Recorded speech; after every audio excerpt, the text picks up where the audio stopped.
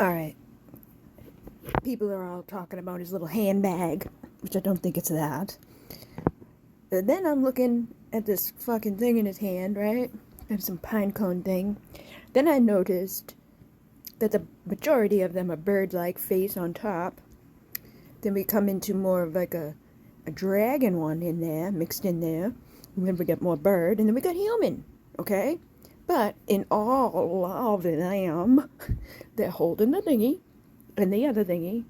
And then this one, I noticed the leg, and I was like, what's up with his leg? Why does his leg look so... And then I was like, wait, why does that one also have a leg weirdness, right? Then I was like, that one, and that one, and that one, that one. Like, they all seem to have a weird fucking leg problem. Or something being shown very clearly. It's like his pee bag or something. I don't know, man. And it seems like he's holding on, like people have like colostomy bag or something, like they got to bring it with them, right? Sometimes there's like contraptions hooked up to people, but that's when my brain went. It was like, well, maybe he had something wrong or something on him or something that whatever, right? And then, I mean, clearly everywhere this guy went, he was carrying this bag, and everywhere he went, he was also trying to poke people with his fucking pokey poke, which I think is a pine cone in the majority of them, which represents the third eye.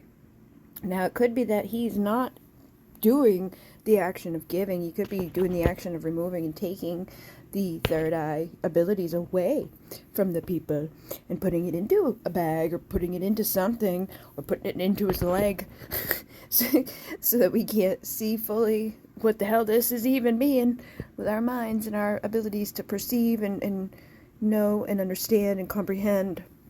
But like, there's so many dumb fucking people. Like, people are like, oh, it's probably like, they got the dumbest shit that they fucking want to fight about over this stuff. It's like, dude, clearly same person. Clearly something was different back then that we're not really looking at right now. They're like, oh,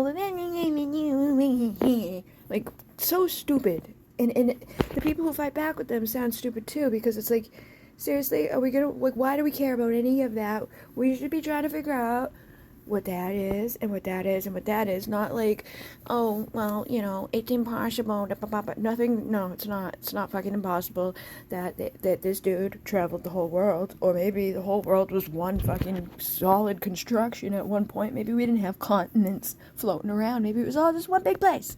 Easier for him to get around, okay? But, regardless, pretty clear to see that the dude has been here, all over here. And regardless if people want to argue about the fact of it, like, oh, he traveled to places or whatever, it's like, or people told like a history about him around the world, it's like, it doesn't matter. It still shows that he has been, depicted all over the world, and people were traveling all over the world on one level or not, like, where we were believing the beliefs of the bullshits of, oh, Christopher Columbus, he was so nervous about going off the edge of the fucking earth.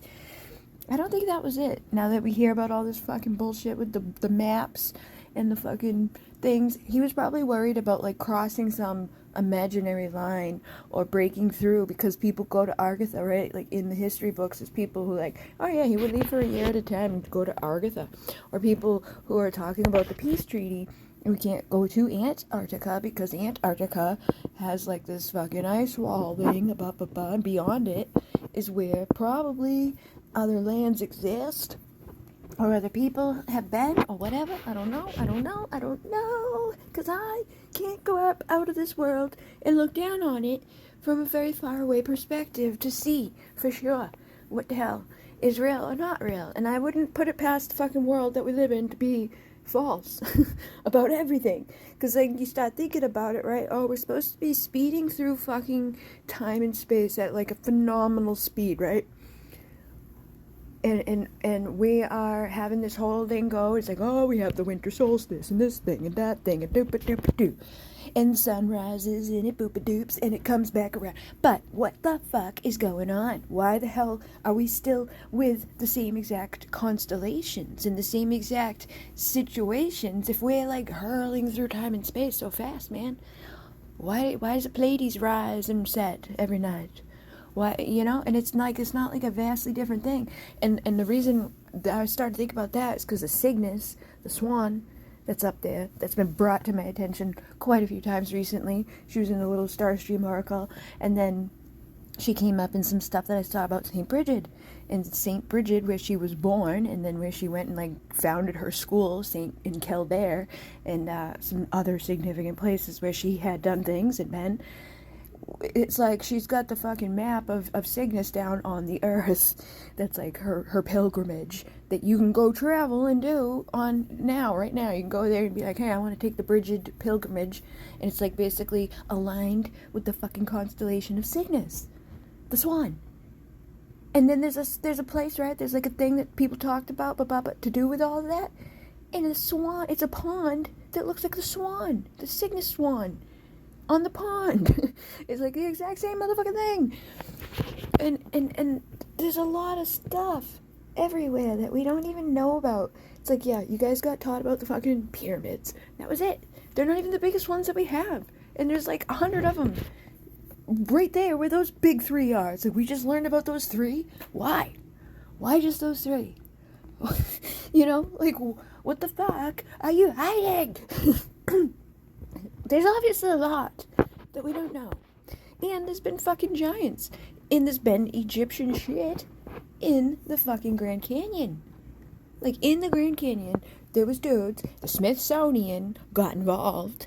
But the people went in, and there was even, because this is back in the day where we had, like, freedom of information and people talking about the things that they were doing. And, you know, actual news people being like, I'm going to report on this story that I found. You know, hard-hitting, like, they were always searching for the next best story. Now, it's just like a fucking script that they get told, and if they try to not do it, they get fired, or they have to pay all these fines, and blah, blah, blah, blah, blah, blah, blah. But, back in the day, it was based off of, like, you know, other shit, right? So, there was reporters that reported finding ancient Egyptian hieroglyphic, and all these other things in the fucking Grand Canyon. And there was giants, these, like, little fucking tombs of them all over the walls of some spot within there. And the fact that, like, that stuff's even over here, like ancient Egyptian hieroglyphic, like artifacts, golden crap, and then big ass giants in there, is like, well, that makes sense that, you know, these people could travel. Have you ever looked at the fucking things that they have on the walls of Egypt? Pyramids, the people. There's, like, humans, right? Tall humans and extra tall humans. And then there's, like, it's not like it's a baby sitting on someone's lap. It's like a human sitting on someone's lap, but it looks like a baby because of how different, vast they are in sizes. Which, again, is like, okay, there was obviously some giants. And even in your little Bible, it's like, there was giants in the earth in those days. And they fucking lusted after the daughters of men, and they came into them. Right? Now, I heard that bullshit a long time ago.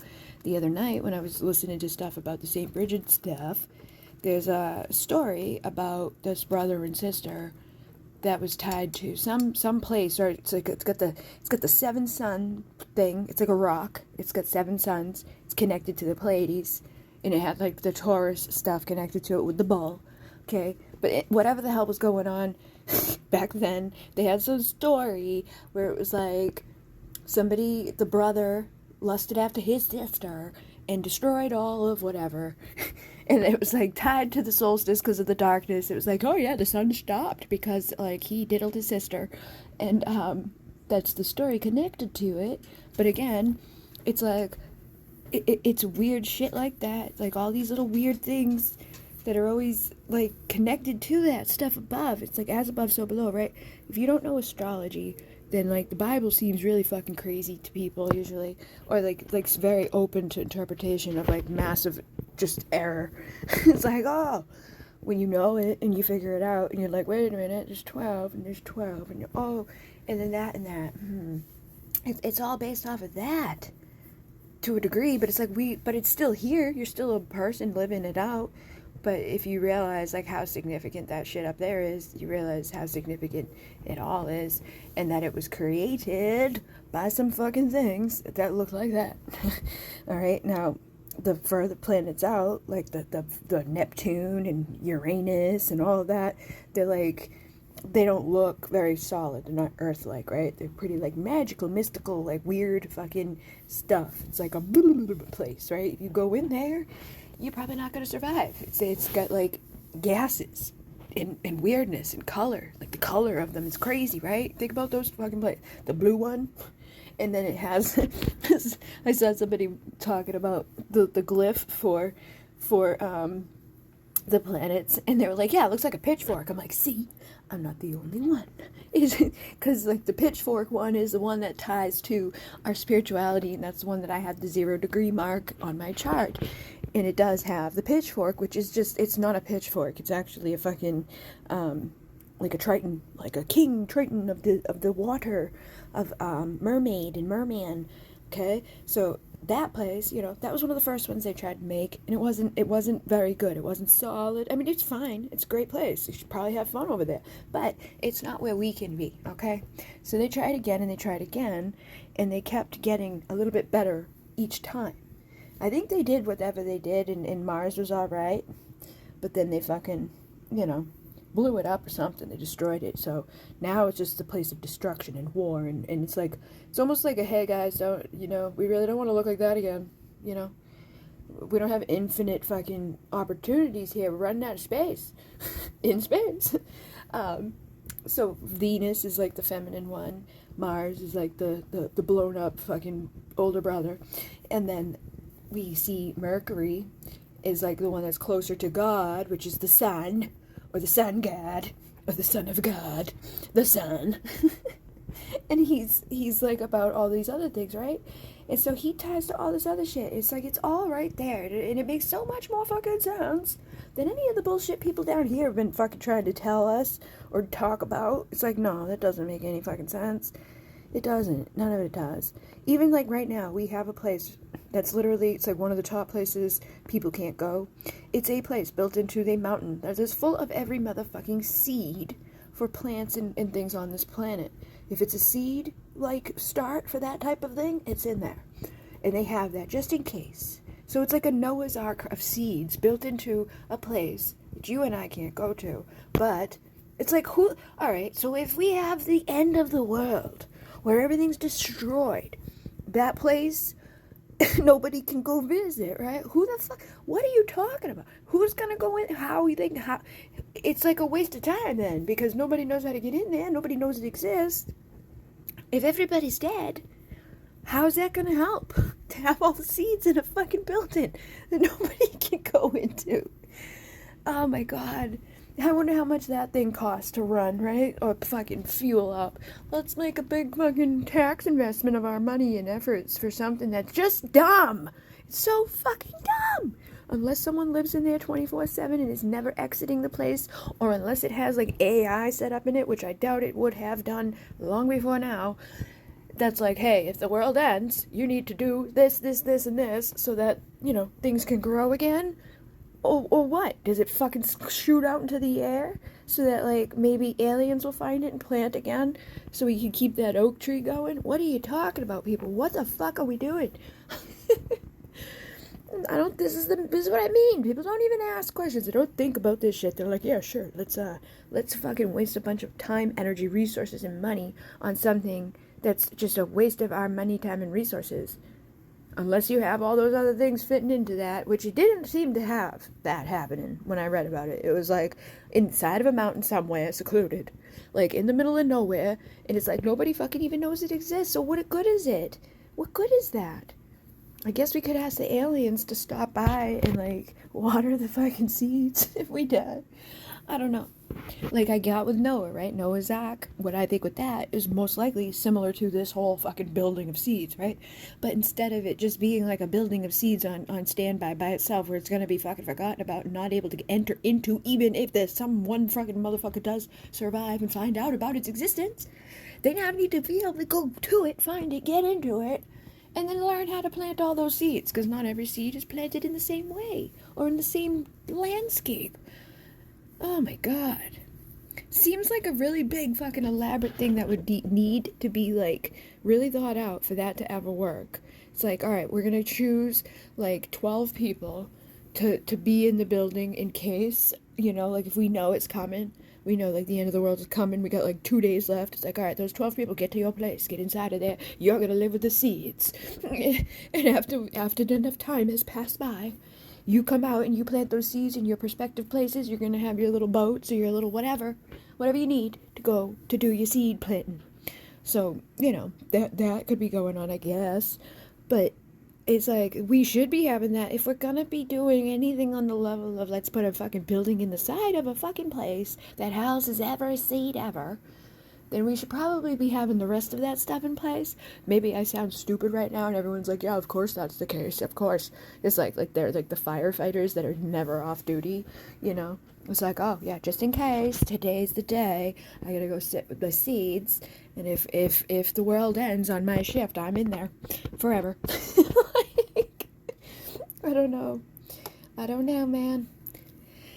That's why, like, when I think about the end of the world, I'm like, I'd just rather die. I don't want to live. I don't want to be like drawing it out or spending any extra time here, like fighting for my life. Or if the zombie apocalypse fucking happens, just kill me. I just want to be shot in the head. I don't want to fight. I don't want to try. I don't want to give it my all to live in hell.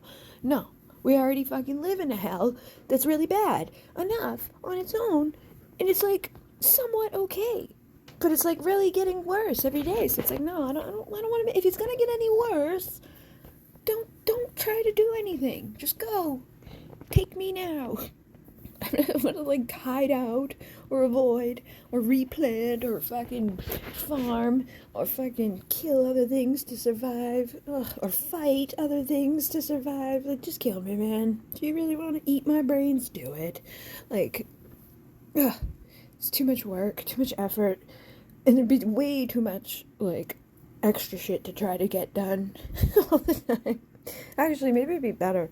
It's like, yeah, hey, there's nothing to do. Like, we got nobody to turn to now. Like, just exist. You know? If I could find, like, a nice factory full of, like, blankets and food, I'd be happy. But other than that, I don't want to do it. But yeah, this guy, he's holding something. He's got a bag. He's got a contraption on his leg. He's got wings. He's got a beak in a majority of the pictures, and then down here, he's a human.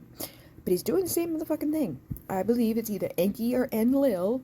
Maybe it's both. Maybe it's Enki and Enlil. Or maybe it's Marduk. Marduks. Does anybody remember when people would say that? Like, Marduks. It's my Marduks. Like, they would say that all the time. Marduk. Yo, it's Marduk. Marduks. I don't know. There's a lot of people I knew that would call their parent, their mother, Marduks. And, Marduk, or whoever, is the one that is like the dude, is like the dad of these people, Enki and Enlil, who are the Anunnaki, who came to the earth, and they were making a slave race. And then, like, so again, back to like the planets and shit, like, you know, Black Moon Lilith. People are saying that like Elizabeth, Queen motherfucking Elizabeth, was like an embodiment of her on this planet, right? And I was like, oh my god, she definitely could be, because people are like, she's a shapeshifting reptilian, blah, blah, blah, blah. She also, like, took off with a bunch of kids and never came back with them and never got in trouble for it. They just like, oh, she's the queen, she can do that. She can take your kids, there's nothing you can do about it. She never got in trouble. Because that's what happens when you're the queen. But people knew about it. It was like a public fucking, like, field trip went awry, and she just decided to be kind of like, ha ha ha, taking your children, and there's nothing you can do. So, you know, think about that shit. So let me see. Anunnaki, Enki and Enlil. The oldest of the Anunnaki was Enlil, the god of air, and the chief god of the Sumerian pantheon. Sumerians believed that Enlil was born. Heaven and earth were inseparable. What? Until Enlil was born, heaven and earth were inseparable. Then, motherfucking Enlil, split heaven and earth into two carried away the earth, while his father and carried away the sky? Why does everything have to be so dumb? That's why, like, you read, like, a Bible quote, and it's like, like, it doesn't make any sense. This shit never fucking, it's, like, never, like, a coherent statement of any sense. Like, oh, yeah, what? Enki and Enlil were the most worshipped ancient Mesopotamian, the Annunaki, the 7 gods. Oh, see, here we get the 7 motherfuckers again.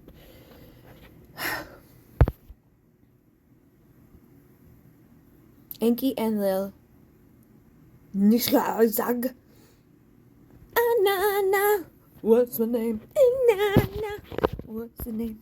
Inanna. Sumerian myth is inconsistent in the naming of these gods. Even the numbers vary, but it is universally acknowledged that Enki and Enlil, the 2 brothers, were an integral part of the Mesopotamian pantheon, and in fact, the Sumerian poem, Enki and the World Order, depicts the rest of the Anunnaki paying homage to Enki, singing hymns in his honor. Enki and Enlil, along with the father An, the god of heaven, were a trinity within the Mesopotamian region. Together, they ruled the universe, the sky, and the earth, and they were thought very powerful in their own right, with their own patrons of their own individual cities. Enki, later known as Ea by the Akkadians and the Babylonians, was the Sumerian deity of wisdom, intelligence, tricks, and magic, fresh water healing, creation, and fertility. Originally, he was worshipped as a patron of Eridu, which was the Sumerians considered to be the first city created in the world. According to myth, Enki gave birth to Tigris and Euphrates River from the streams of water flowing off his fucking body. Alright, that's why his leg looks like that, I guess. Enki waters are considered life-giving, and his symbols are the goat and the fish. Holy shit. Both of which symbolize fertility. Alright, so the goat is Baphomet, the fucking devil.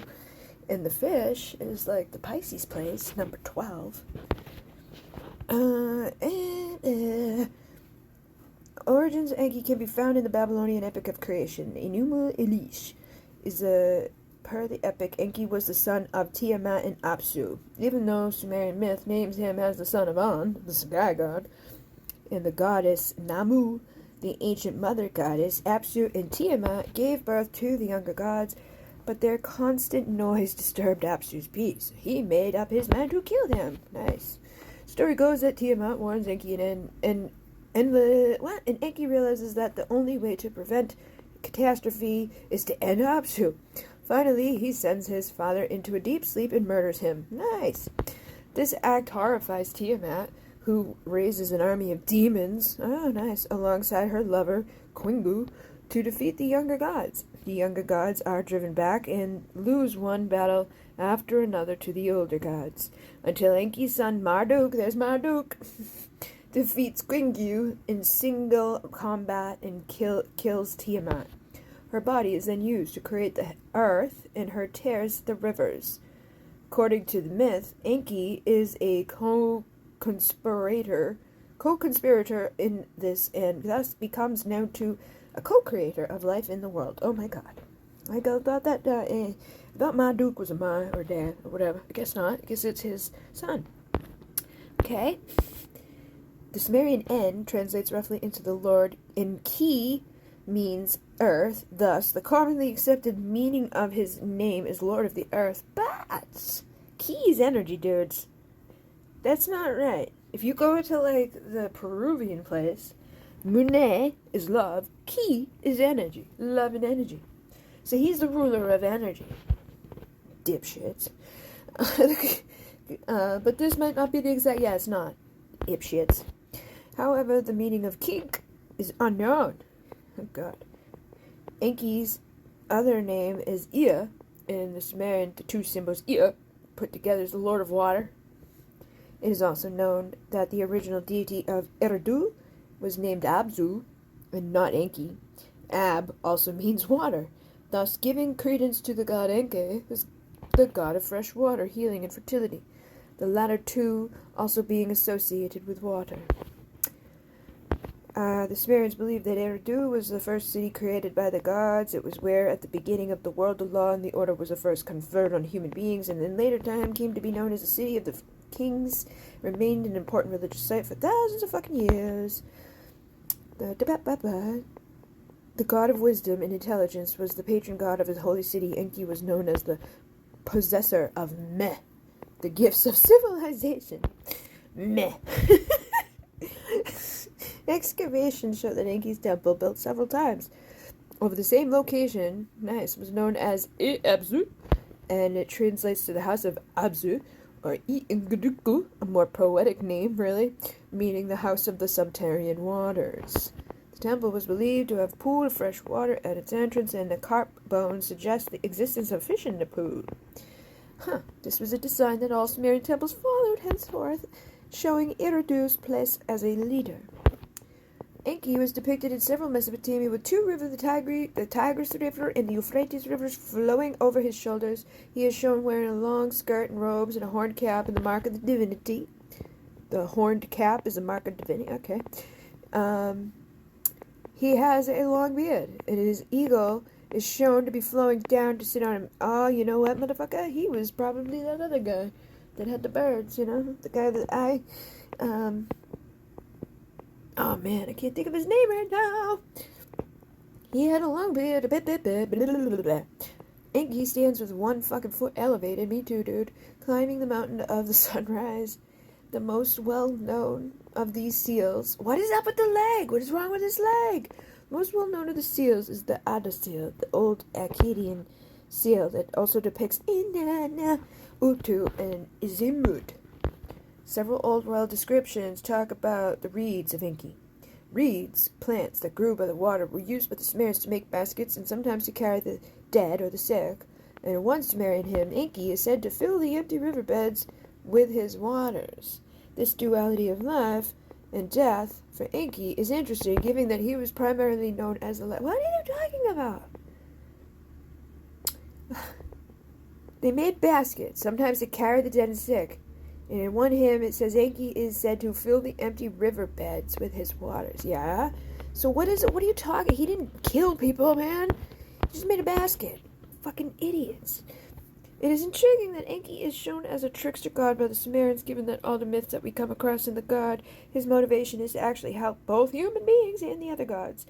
The meaning behind this is that the god of wisdom, Enki, works in a way that not always makes sense to anyone else. Okay, so now we have the other guy there that I can't think of. Oh my god. The fucking idiots from fucking Viking time. Oh my god. There's the trickster guy that everybody, oh no, he's a bad dude. Fucking Thor's brother.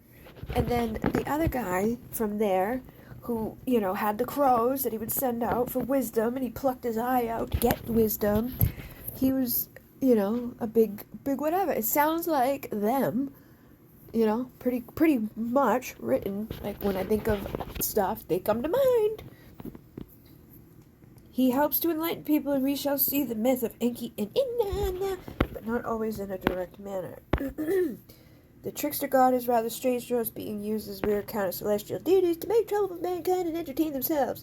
But Enki's manner of trickery appears to be for the purpose of helping humanity, albeit in a roundabout fucking manner. It was Enki who came up with the idea of the creation of man, a servant of the gods, made of clay and blood. He was helped in this by Nirsrosrag, the mother goddess. And it's also Enki who gave mankind the ability to speak one language, to communicate with each other. And then Samuel Noah Kramer provides a translation of the Sumerian poem that speaks of this. Eventually, as humans grow in the number, they become louder and more difficult.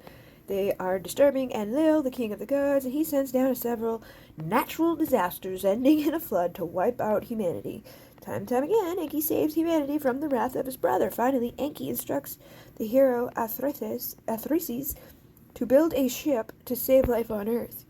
In this Babylonian flood myth, he survives a 7-day deluge and performs sacrifices to appease Enlil and the other gods after the flood. Enki explains that his reasoning for saving shows that he's a good man. Please the god agree to repopulate the world with human beings, but on certain conditions. Humans will never again be given the opportunity to become too populous, and the gods will make sure that they die by natural means before they run over the earth. Great. Inanna, the daughter of Enki and the patron goddess of the city of the Uruk, in one myth, Inanna and Enki are said to have a drinking competition. While drunk, Enki gets all the the gift of civilization to Inanna, which she takes away with her to the Uruk. Enki sends his servant to recover them, but is unable to do so. Finally, he has to accept a peace treaty with Uruk, and he lets her keep the despite knowing that Inanna intends to give them to mankind, even though this is something that all the gods would oppose. This may have a symbolic telling of the period when Uruk began to gain more importance as a center of political authority than Eridu. Eridu, however, remained an important religious center long after it was no longer politically as relevant due to the importance of the god Ea in the Babylonian religion. The Sumerian poem Inanna's descent into the netherworld tells of how Enki immediately expresses concern for and arranges for the rescue of his daughter from the underworld. Oh, there we go, we got another one. Underworld, as she's trapped there by her older sister and struck dead for seeking to extend her powers to the underworld. What the fuck? Thus it became clear that Enki is a devoted father to Inanna, and he will do anything for her. Sometimes this isn't the fair or right choice, but it does always end in a balance being restored in the world because of the wisdom of Enki. And in the above case, the wronged party, but in saving Inanna and returning her to the earth, Enki ensures that everything and everyone is restored to their rightful place, and the equilibrium is not upset. Enki's wife and consort is known as the mother of the gods. She played a role credited together. They had several children. Their sons of Dapa, the human sage, and the god of canals, and the god of magical knowledge, and the most important Marduk, who later overtook Enlil as the king of the gods. Okay. Enki and they gave birth to 8 children, minor gods and goddesses. They referred to the father, sometimes the uncle of the beloved goddess of war, passion, love, and fertility, Inanna. He's also said to have had a twin brother called Adad, or Ishku, and he's a storm god. Okay, so now we got fucking, what's his name coming through the story? Fucking Osiris and Set, or Cain and Abel. Enlil, who was later known as Elil. Isn't there another one? Yeah, there's another one of him too, isn't it? It's like, that sounds similar to that. Enlil, Elil. There's another dude who's in the Bible. He's a Sumerian god of air and wind. He was later worshipped as the king of gods, much more powerful than any other.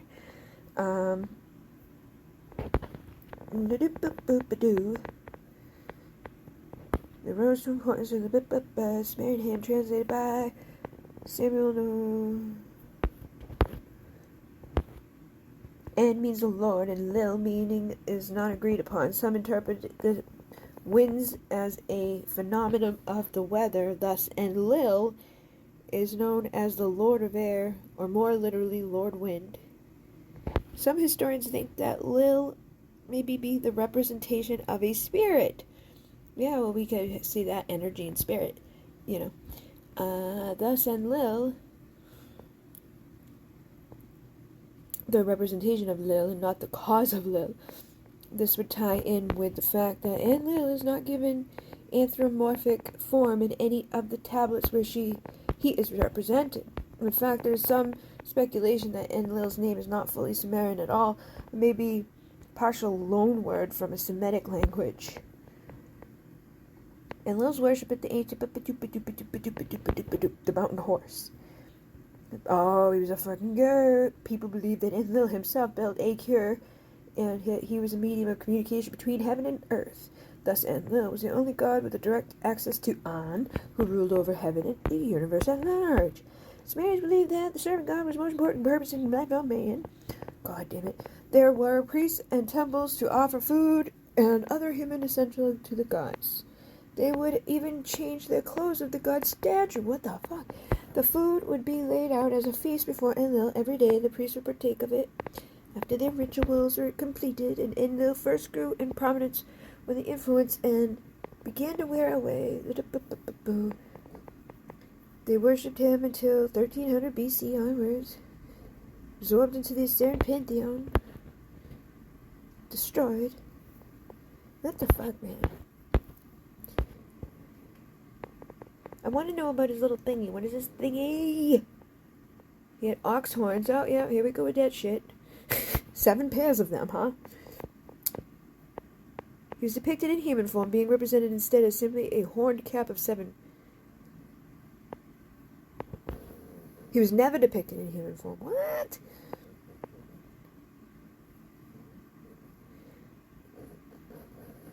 Were a symbol of gods.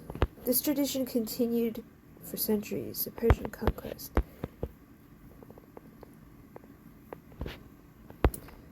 The tablets. Okay, we got the tablets again. A giant monstrous bird.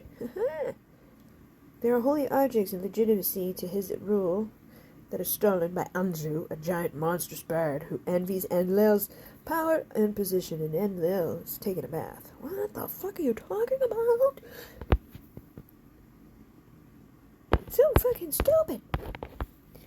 Sumerian poem, pickaxe, okay. Important agriculture, cool, okay. Oh my god, it's not a pickaxe, I bet you motherfucking anything. It's a fucking other thing. Oh my god. It's not that. Important agriculture tool, it's not a fucking, oh my god. For conjuring it into existence and gifting it to humanity. Yeah, you know what it is? It's his fucking thingy. Guarantee it. As being a lovely made of pure gold. Oh my god. What is wrong with dummy people? You don't use that in a pickaxe. That's your fucking Triton. Oh my god. And to conquer other people. Other poems describe Enlil as being an arbiter of quarrels and debates, and he's said to have established the god Eten and Emesh, a shepherd and a farmer, to encourage the abundance and flourishing civilization. And when the gods fall out because Emesh lays claim to Eten's position, Enlil intervenes and rules in favor of the latter, leading to 2 Megan. Oh my god. People, oh my god.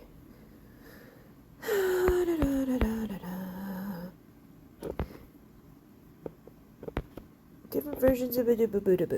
Nobody, oh my god. And like, I'm really upset about that fucking, oh, it was a gold lavish lazuli fucking pick. Well, you know what? Now I know when my dumbass thought what I thought as a child, because I'm fucking surrounded by a bunch of other people thinking stupid shit like that too. The point of the story is the strength of love between Enlil and Ninlil. Oh, who the fuck's Ninlil? Where'd you come from?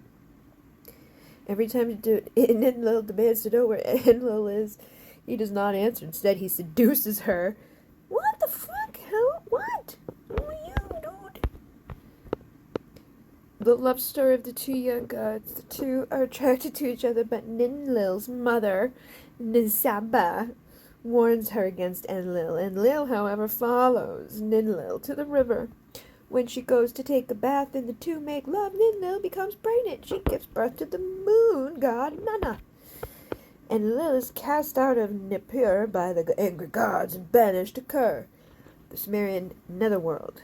And Ninlil follows, searching for Enlil, and Enlil then disguises himself as the different keepers of the gates of the underworld. Oh my god. Oh my god. What the fuck is wrong with... So every time Ninlil demands to know where Enlil is, he does not answer. Instead he seduces her and they... What the fuck? So basically, he's like tricking her. You can cheat on me? The point of the story is a celebration of the strength of the love between the... Now, what are you talking? How is that? The 2 young gods do not allow the challenges to keep them apart. They defy all the laws. And the other gods themselves to love each other, even banished to Kur. Their love for each other triumphs in the ends in... Obviously, he knows who he is when she's demanding... Oh my god. Oh my god. How do people... Is this really, like, what people are being told out there as, like, part of stuff? He was a family man, fathered several children. The most important of the noted is Nana, the moon god. Utu Shamash, the sun god. Ishkur or Adad, the storm god, and Inanna. However, there's no consensus on the matter. Ishkur is said to be Enki's twin brother, and Enki is definitely not one of Enlil's sons. In the same manner, Inanna is known in most myths as Enki's daughter, not Enlil's. And the different cultures with the Mesopotamian civilization and their habit of appropriating the ancient Sumerian gods make these inconsistencies common. Negral, Ninanza, and the Ebilulu are also said to have different parents in different myths. Even Nirutu is sometimes known as Enlil, and Enlil's son is the child of Enki, and the motherfucking god Jim, by God. Through the reign of Marduk, the son of Enki, he had become the new king of the gods. The most important aspect of Enlil was absorbed into Marduk, who became the chief deity for both the Babylonians and Babadoo. Well, and he handed over the power to Marduk. He was tired. He's like, yeah, sure, you take it. And that was in 141. Jesus Christ, man. Like, this is so messed up.